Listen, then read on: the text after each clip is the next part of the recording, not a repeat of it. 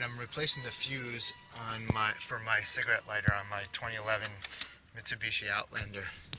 And basically what you have to do is there's this little cup by the side of the driver's side panel. You have this little guy that holds your cup holder, and they call this the personal thing.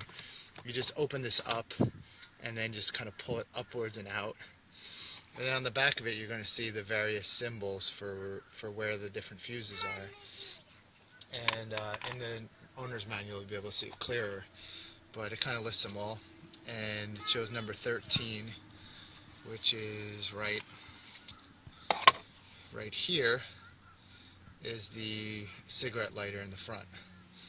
So what I did was go down in here, and you can see them in there. So basically it's showing me that one is the second set over from the right, and then it's the fourth one down, and it's a 15 amp fuse. So I took my pliers here and I just went in here and grabbed onto these pliers. They do sell fuse pullers, which is a little plastic thing that'll pull the fuse right out. But just as you can see there, it's this one right here. So another way to verify is just to kind of look at the numbers on the fuses. There's a 15, 10, 15. So when I looked here, I could kind of tell the same thing. So I saw on here a 10, a 20, a 15, a 15. So there's a 10, a 20, a 15, a 15 on the right, and the middle ones are 15, 10, 15. Clearly those ones didn't match up. So I just took my pliers and pulled this out, and it might be a little difficult to see in there, but when you look at the fuse, I can tell you it's not so clear there, but you can see the little metal piece that's inside there by view is cracked. So the middle piece, the new one, the middle piece is solid. You can see that one much better. See the little U-shaped thing next to my thumb. So all I have to do is just go and line this back up and drop this into that spot. So I'm not going to be able to hold this camera and slide it in at the same time, but if you see to the right, there's the blue one, and then the red one is an empty space in between.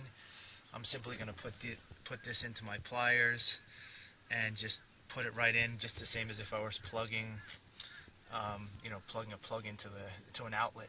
No different. And that's it. That's as simple as it is to replace your fuse.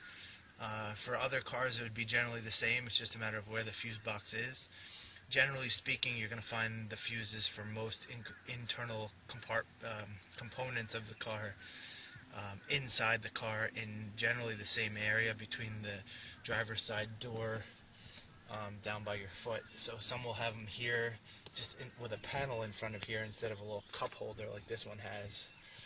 It's not cup holder, sorry, a little cup kind of thing. Instead of that, normally you just have a little panel over here, but generally speaking, there are your fuses, and once you figure out which one's which, again, it's in your owner's manual, or you can look it up online, or a lot of times it'll be on the back of the panel. It's not showing up that clear here, and then you can just line up which one that is, pull the right fuse. Now, if that little metal spot is not broken off, then you might not have the right fuse and you might have something else. But generally speaking, if something electronic isn't working, it's usually going to be one of these little fuse guys that are very inexpensive. Alright, so as you can see here, now that spot that was blank has another 15 amp fuse. And what I'll do is go over to here, I got a little bit of a mess here, and show you that this little thing is going to work now. It hadn't been before. Obviously I didn't show you that, but I'm going to plug this guy in here, and then you can see that doesn't seem to be lighting up. So let me just check though. Plug this guy in there. Oh, I have to turn this on. And as you can see, that's lit up. So you're good to go. All it was a bad fuse that was preventing this from working.